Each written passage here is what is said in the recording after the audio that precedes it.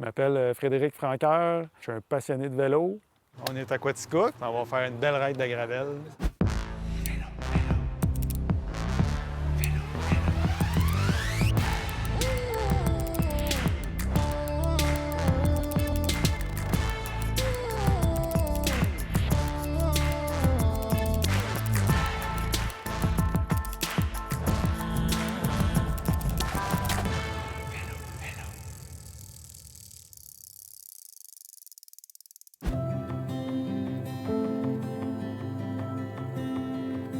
On se trouve à Quaticook. On est dans les cantons de l'Est.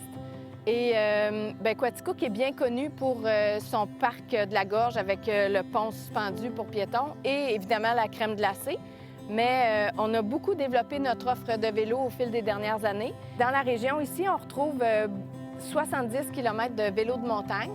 C'est réparti sur 2 sites différents, au parc de la Gorge et du côté d'East Hereford à Circuit Frontière. Là, en ce moment, on se trouve sur le bord de la rivière Quaticook, au cœur de la ville de Quaticook. Et la ville a beaucoup investi dans le développement d'une belle piste cyclable qui longe la rivière, qui s'en va vers le centre-ville et ensuite vers le parc de la Gorge. Vélotrix, c'est une toute nouvelle entreprise qui offre la location de vélos électriques. Donc, vraiment une variété, vélos de ville, des fat bikes pour se promener dans notre belle campagne. Dans la vallée de la Quaticook, on trouve une offre d'hébergement vraiment variée. Il y a des motels, des gîtes, il y a plusieurs maisons de campagne qu'on peut louer et une très belle offre de camping et de prêt à camper. Donc, typiquement, une ride de gravel, ça se prépare. C'est qu'on a un groupe on s'appelle les pros de la garnotte. Donc là, ça part qui ride demain, telle heure. Puis là, ben moi, je suis présent, blablabla. Fait qu'on se prépare comme ça. Il y a un de la gang qui va faire un parcours. Ça chiale un peu entre les gars. Oh, non, pas ça, pas ça. Fait que là, finalement, on s'entend pour une ride, puis on se donne un rendez-vous telle heure au parking, telle place. Ouais, les mecs! Ouais. OK, parle-moi des gars qui t'accompagnent. Bon, ma gang de chums pour aujourd'hui, puis presque toutes les rides. On a Bernard, notre doyen. On fait bien attention à lui, il est fragile. Il y a Martin, notre homme fort. On l'appelle tout le temps le bûcheron, nous autres.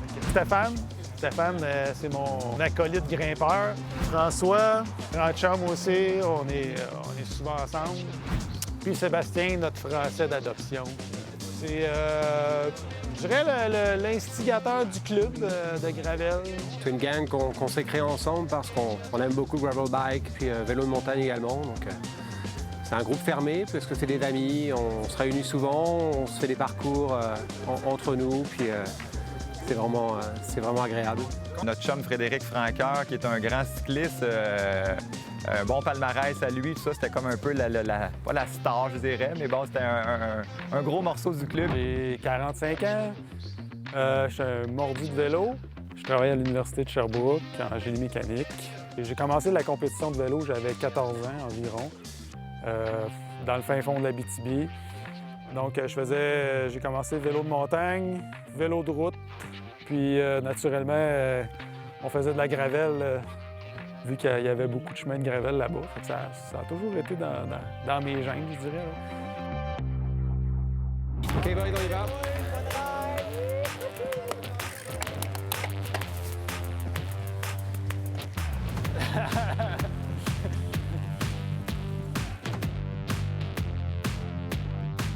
Le circuit qu'on vous propose, on l'appelle la Grande Boucle de la Vallée. Et c'est une grande boucle de 115 km qui s'adresse aux gens qui sont habitués de faire du vélo sur des routes de gravel parce qu'on a vraiment des bonnes montées, des bonnes descentes. Faut savoir dans quoi on s'embarque. Ici, on se trouve devant le musée Beaune, qui est un beau château qu'on peut visiter dans la ville de Quaticook. C'est la maison où habitait celui qui a commercialisé le cric pour les chemins de fer qu'on retrouve partout dans le monde maintenant. Puis, ce qu'il y a de particulier ici aussi au musée Beaune, c'est qu'on retrouve un personnage de notre belle grande voie des pionniers.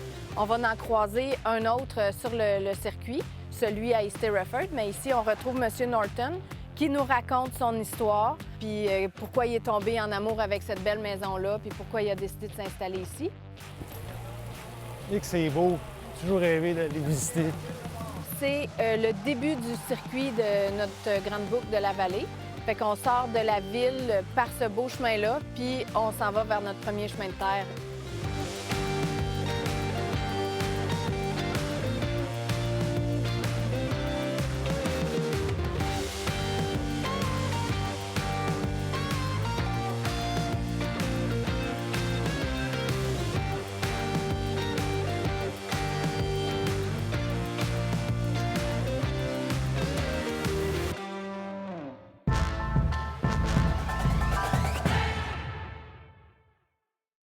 La capsule d'aujourd'hui traitera encore une fois de prévention de blessures en physiothérapie et du cycliste.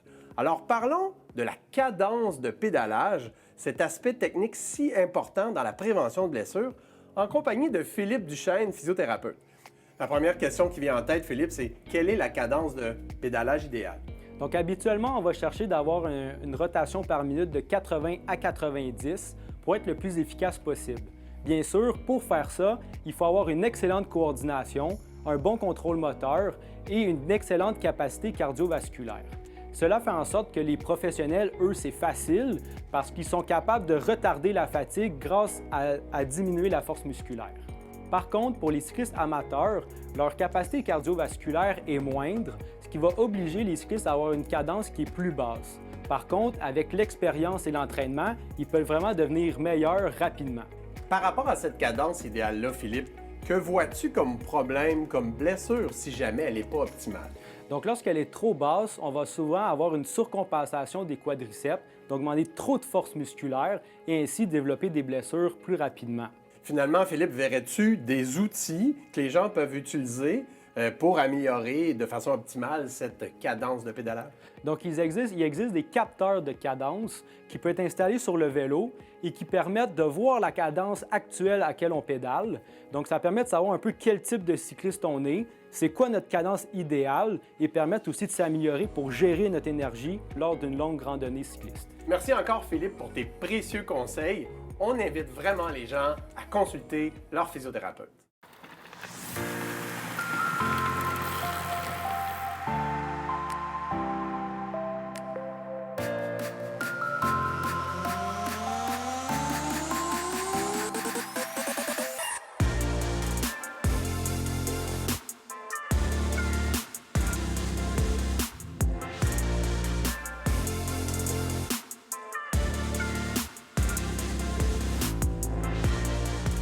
C'est de la gravelle qui est fraîchement gradée, comme on dit.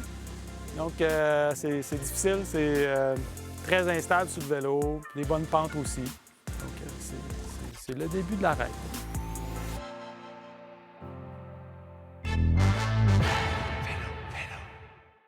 OK, donc je vous présente mon vélo. Un Giant Content AR. C'est pas catalogué comme un vélo de gravel officiel. C'est un vélo de route endurance qu'il appelle. En gravel, il ne faut pas s'enfarger dans les fleurs du tapis parce que peu importe le vélo, ça va fonctionner. Souvent en gravel, ça prend du bon déguirage, comme on appelle, là. Donc, pour pouvoir monter les côtes, ça prend des vitesses faciles. Les pédales, ça peut être des pédales de vélo de montagne, qui la plupart utilisent ça. Moi, je prends mes pédales de route. Pour ce qui est des pneus, c'est des 32 mm, complètement slick, sans chambre à air. Donc, il y a un liquide dedans. Puis, si, par exemple, on perce le pneu, le liquide va ressortir et il va boucher la crevaison. Donc, c'est vraiment utile en un gravel bike.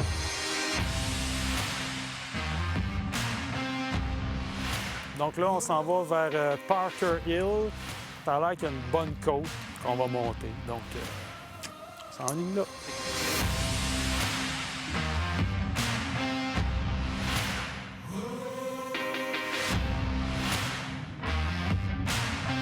Moi, pour les côtes, j'ai pas trop de problèmes, mais j'aime ça. La souffrance.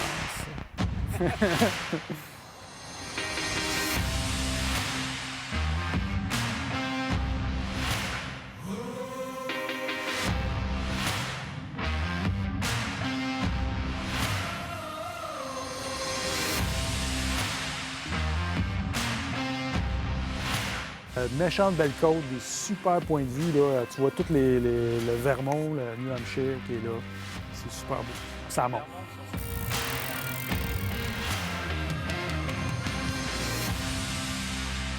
On est à l'avenue des Pionniers, un petit coin tranquille. On a profité pour faire une petite pause.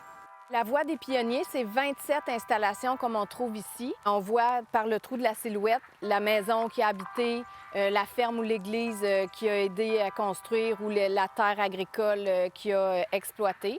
Puis ça nous en apprend plus sur l'histoire et les personnages marquants de notre région. On se prépare pour le reste de l'aventure.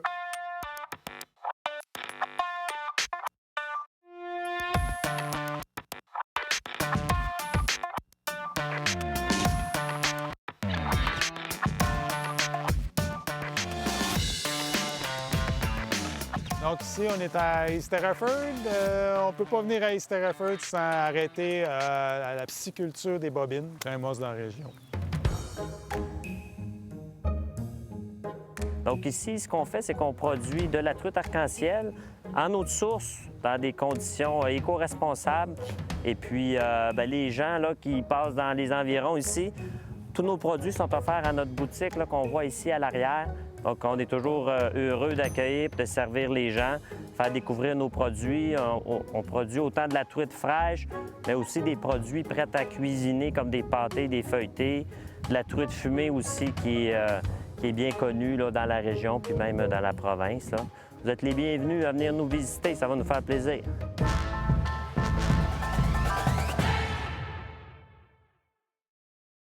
Ça y est, le week-end prochain est planifié. Vous partez avec vos amis pour une sortie en vélo en dehors de la ville. La météo est vérifiée, l'heure de départ est fixée. Il n'y a plus qu'à sortir les vélos du garage. Vous n'oubliez pas quelque chose? Bien oui, on oublie toujours un petit truc. Un vêtement, une pièce de rechange, ou plus embêtant encore, un outil de réparation. Pour éviter cet oubli, parfois très handicapant, une fois la ride commencée, on vous dresse la liste ultime des indispensables lors d'une sortie à vélo. Premièrement, les outils. Contrairement à la randonnée ou à la course à pied, à vélo, vous ne pouvez pas vous fier qu'à vos jambes. Un pépin mécanique et la ride est gâchée si vous n'avez pas de quoi le réparer. Alors, que ce soit en vélo de route, gravel ou vélo de montagne, pensez à apporter une trousse à outils minimaliste dans votre sac à dos ou dans votre sac de sel, par exemple. Je vous suggère d'apporter une chambre à air adaptée à la taille de votre roue et au type de valve de votre vélo, des rustines additionnelles, un démonte-pneus et une pompe à main. Certains cyclistes préfèrent les cartouches de CO2. Un indispensable, l'outil multifonction qui rassemble beaucoup de matériel qui devrait vous aider lors d'un pépin. Bien utile sur le sentier quand il faut régler le dérailleur, les freins ou ajuster le jeu de direction. Pour les cyclistes de route qui font beaucoup de kilomètres, ajoutez quelques pièces de rechange comme un maillon rapide de chaîne, une patte de dérailleur et un peu d'huile à chaîne. Ça peut être pratique et ça ne prend pas trop de place. Enfin, n'oubliez pas un ou deux colliers de serrage pour réparer un peu tout en mode dépannage d'urgence. Aussi, un petit chiffon et des gants chirurgicaux pour éviter de trop vous salir. C'est ce qui complète les indispensables à amener en vélo. Pensez à garder cette liste à portée de main et à la vérifier avant votre prochain départ. Bonne ride à tous!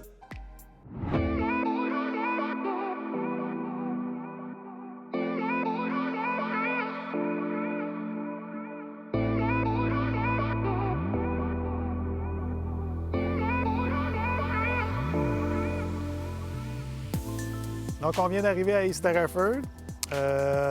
Juste ici en arrière, c'est l'église, le stationnement pour le vélo de montagne. C'est vraiment une belle place accueillante. Mais quand on passe par là, on peut arrêter, il y a des tables pique-nique, des petits points d'eau, etc. Il y a les douches, il y a les salles de bain, etc. On peut profiter de toutes ces commodités-là. Et puis, on peut en profiter effectivement pour manger, pour se donner un peu d'énergie, pour continuer. Après ça, on n'a pas fini. Il nous reste encore de bonnes côtes à faire. On s'en va prendre le chemin Eaton, qui est magnifique. Les chemins, encore là, avec des super points de vue. Un petit peu plus petit comme chemin, plus rabattu, je dirais. C'est vraiment beau.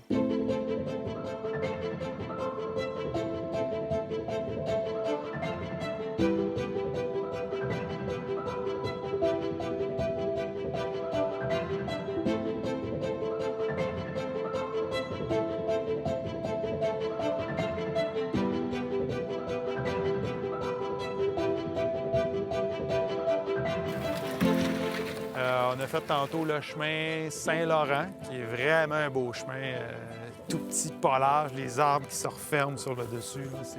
C'est super beau. Ouais, le chemin Saint-Laurent, ce qui est de particulier, c'est qu'il est quand même assez rough. Là, il venait d'être gradé. On dirait qu'on a pogné la journée du gradage. Mais normalement, c'est un chemin qui a même des grosses roches dedans. Puis on sent qu'on se sent plus à l'aventure, là.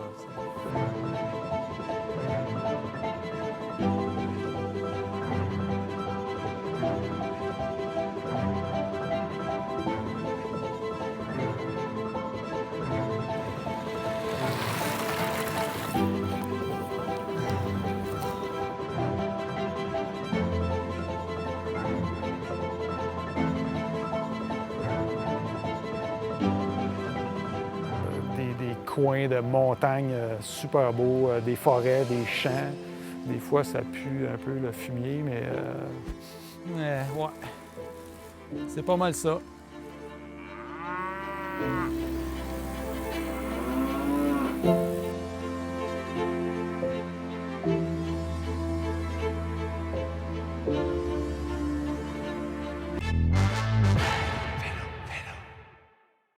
La Bortance, c'est un classique pour les sportifs. Toujours facile à apporter, nutritif et toujours bon à manger. Pourquoi pas les faire maison? Dans un grand bol, on met le beurre d'arachide, suivi du miel. Par la suite, la vanille. On brosse le tout. On poursuit avec le gruau qu'on va mettre dans un bol, avec les bretzels qu'on a écrasés et on termine avec les arachides salés. On va transférer nos ingrédients secs dans le premier contenant et on brasse. Donc, on est rendu à l'étape qu'on a bien compressé nos bords. C'est important vraiment pour qu'après, quand on puisse les utiliser, qu'ils se tiennent bien. Donc, prochaine étape, congélateur pour 30 minutes. Alors voilà, une petite barre super facile à faire, un petit goût sucré-salé, vraiment excellent. Bon appétit!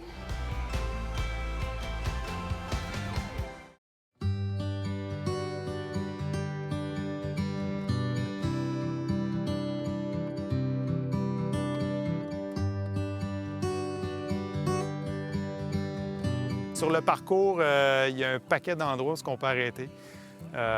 Comme ici, là, à la ferme des Broussailles, c'est super cute. Des belles petites chèvres, plein de produits bio.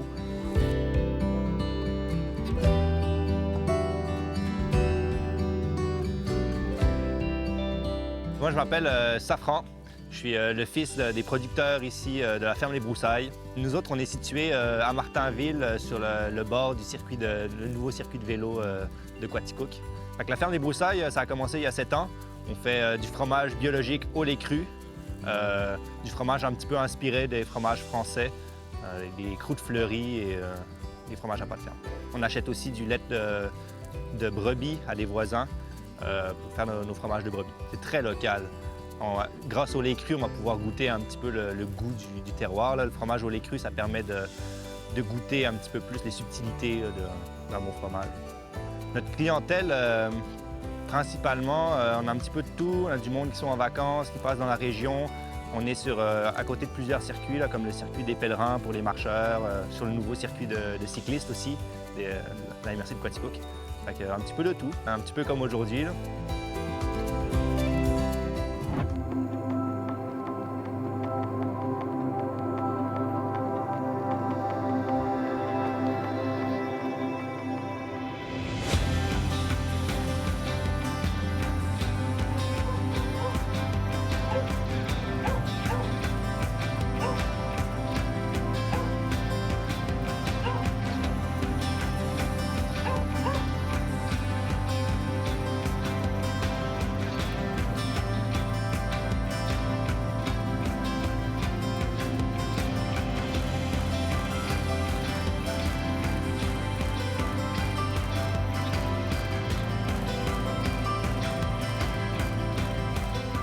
Quand on revient tranquillement vers Quaticook, on est encore très loin du Mont Offord qui doit être à presque 80 km. On a une vue super belle sur le massif du Mont Offord. On voit, quand la météo le permet, d'autres montagnes, le Mont Z, encore un peu plus loin. Donc, c'est vraiment, on est haut en altitude pour avoir cette vue-là.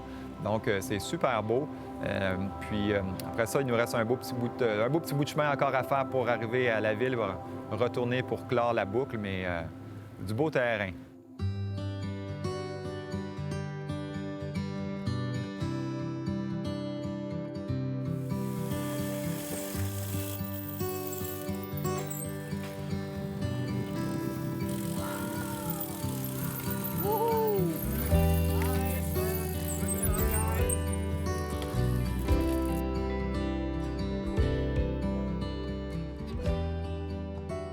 On vient d'arriver, on est en mode relax, on est content de ce qu'on a fait. Là, c'est la récompense. Fait que, quand on termine ça, bien évidemment, ça se termine en bonne compagnie. On reste ensemble, on veut manger ensemble, puis des fois prendre un petit rafraîchissement quand ça se permet. On aime bien finir nos parcours près des microbrasseries à Quaticook. On est gâtés pour ça, il y en a 2 super belles. On finit ça avec une bonne petite Quaticook à la fin, puis c'est super.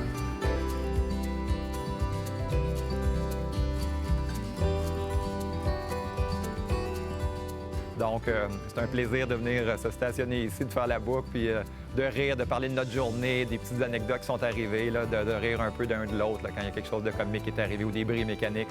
On jase de ça, on rit un peu des gars, puis on a bien du fun, on fête ça un peu avant de retourner à la maison, chacun de notre côté. Toutes les anecdotes qu'on se compte en chum, c'est vraiment le fun.